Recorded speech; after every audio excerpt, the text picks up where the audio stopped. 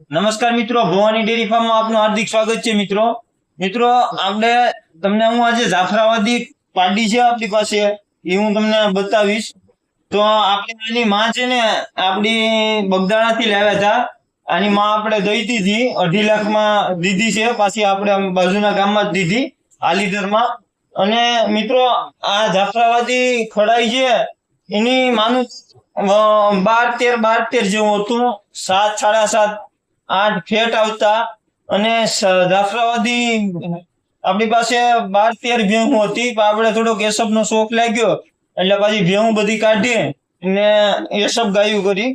આપણી પાસે 5 ભેહું ની ખડાયું છે જે હું તમને વારાફરતી એક વિડીયોમાં બતાવતો જાય.